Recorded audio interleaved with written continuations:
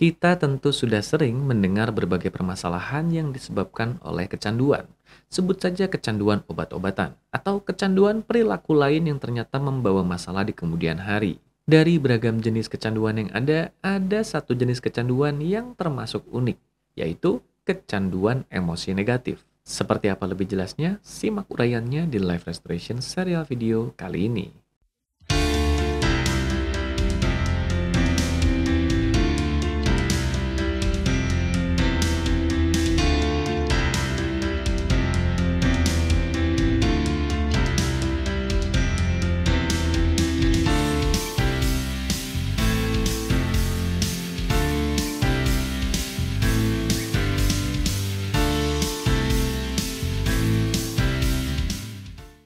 Halo persahabat sekalian, dimanapun Anda berada, kembali berjumpa seperti biasa bersama saya, Algus Kanalendra, di akhir minggu kali ini di Life Restoration serial video.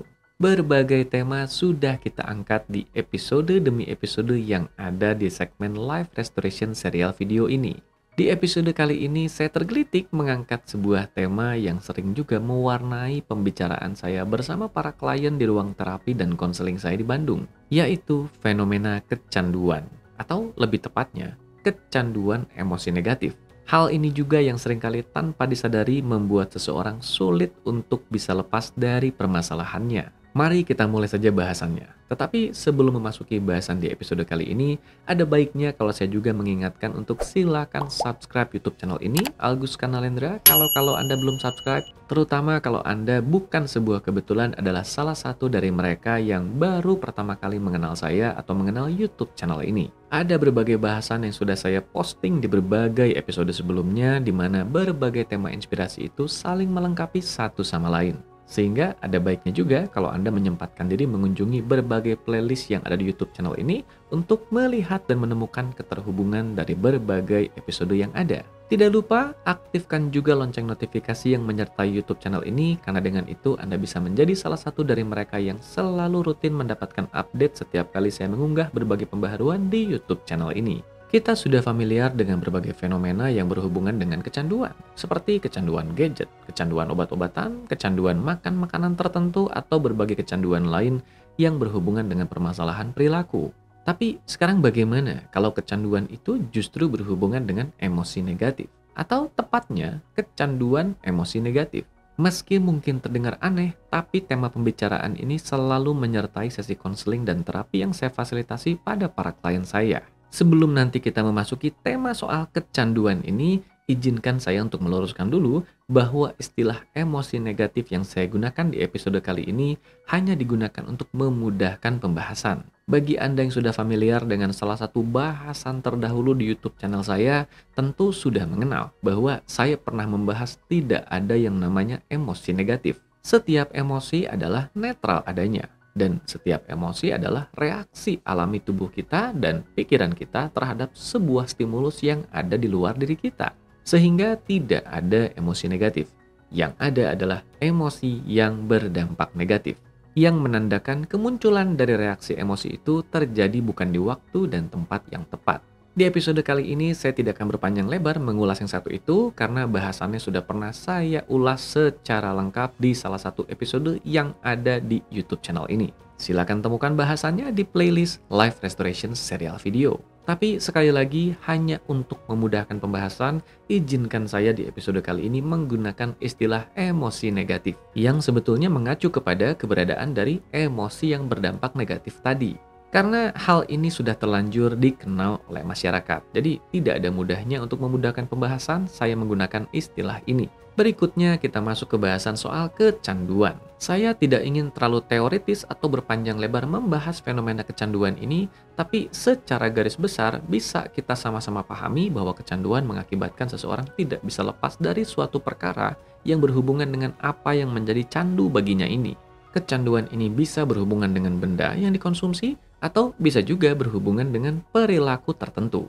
Yang tidak banyak dibahas adalah satu jenis kecanduan yang sering kali menyebabkan seseorang sulit untuk lepas dari permasalahan lamanya, terutama yang berhubungan dengan permasalahan emosi, yaitu kecanduan emosi negatif. Kenapa bahasan ini selalu mewarnai tema konseling dan terapi di ruang praktek saya? Sederhananya adalah ketika seorang klien datang dengan keluhan permasalahan emosional, di satu sisi mereka ingin lepas dari permasalahan emosinya tersebut, atau sebut saja permasalahan emosi negatifnya. Meski di satu sisi hal ini baik adanya, satu hal yang kerap kali lupa diantisipasi adalah bahwa jangan-jangan seseorang sudah sedemikian kecanduan dengan emosi negatifnya, sehingga dalam proses penanganannya nanti akan berlarut-larut karena sifat kecanduannya ini mengakibatkan ia sulit melepaskan emosi negatifnya itu. Tapi bagaimana bisa? Bukankah emosi negatif itu menjadi masalah? Lalu kenapa kita bisa kecanduan dengan emosi negatif itu? Jawaban sederhananya adalah karena terlepas dari dampaknya positif atau negatif, keberadaan dari emosi membuat kita merasa hidup atau merasa alive dalam bahasa Inggrisnya. Secara organik kita memerlukan keberadaan dari emosi yang naik turun itu untuk membuat kita merasa hidup yang benar-benar hidup.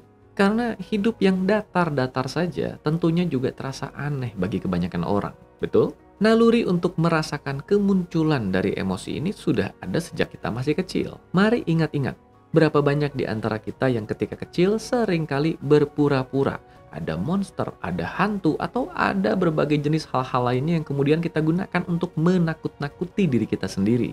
Kita melihat anak kecil bermain sambil tertawa-tawa, awas ada monster, awas ada hantu, kemudian mereka lari sambil tertawa-tawa. Mereka menakut-nakuti dirinya sendiri, karena bersama rasa takut itu tersimpan juga keseruan yang sulit diungkapkan dengan kata-kata.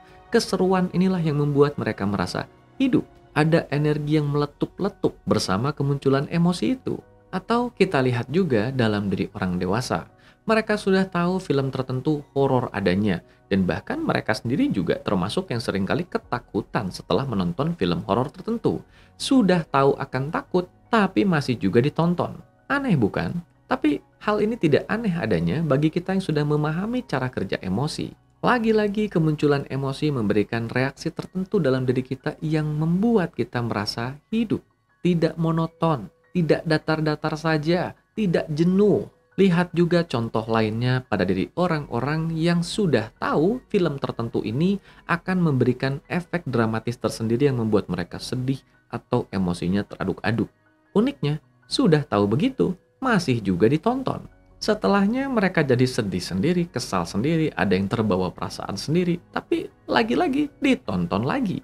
Ini yang saya maksudkan kecanduan emosi. Di satu sisi dikeluhkan, dianggap sebagai sesuatu yang membawa permasalahan tersendiri karena kita juga merasa tidak nyaman ketika menceritakan hal-hal yang ada di film itu. Tapi di sisi lain dampaknya adiktif karena kemunculan dari emosi itu membuat kita merasa ada sesuatu yang hidup di topik pembicaraan yang sedang kita angkat. Begitu juga di balik permasalahan emosi negatif yang seringkali dialami oleh banyak orang di luar sana, apapun itu namanya, kecemasan, ketakutan, kebencian, kesedihan, atau apapun itu.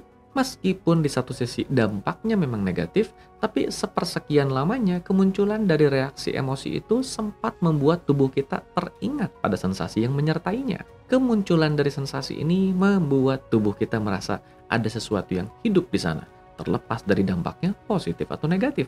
Hal ini yang menjadikan beberapa orang tertentu ketika habis menjalani sesi terapi atau konseling dan sudah terbebaskan dari masalah lamanya, ada beberapa di antara mereka yang kemudian merasa asing. Mereka merasa, kok ini seperti bukan diri saya. Saya ini biasanya jam segini cemas, saya ini biasanya merasakan kesedihan mendalam ketika terbangun dari tidur, atau berbagai jenis kebiasaan lainnya yang kali ini hilang. Hilangnya hal ini juga yang seringkali membuat beberapa orang merasa asing dengan dirinya. Pada akhirnya, melalui serangkaian proses adaptasi, tentunya mereka juga akan terbiasa kembali dengan hal yang satu ini. Tapi dalam konteks terapi dan konseling, penting untuk menyiapkan rangkaian penanganan yang bersifat dari hulu ke hilir, termasuk mengantisipasi berbagai hal yang bisa merintangi jalannya terapi atau konseling. Salah satunya adalah hal yang satu ini, yaitu mengatasi kemungkinan kecanduan emosi negatif ini yang menyebabkan seseorang agak sulit melepaskan emosi negatif yang selama ini membelenggunya.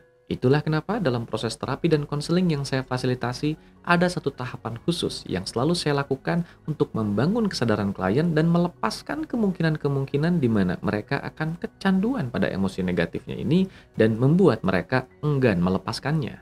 Pesan pentingnya sederhana sekali, yaitu kalau kita merasa diri kita terbelenggu oleh permasalahan emosional tertentu yang selama ini membayangi diri kita, pastikan kita sudah siap sepenuhnya untuk lepas dari permasalahan tersebut. Jangan sampai karena sudah sedemikian akrabnya dengan permasalahan emosi itu, sampai-sampai tercipta bagian dalam diri kita yang merasa enggan untuk melepaskan emosi itu karena merasa asing nantinya. Sekian dulu perjumpaan kita di episode kali ini. Sampai jumpa di episode berikutnya minggu depan. Subscribe YouTube channel ini Agus Kanalendra hanya kalau Anda belum subscribe tentunya.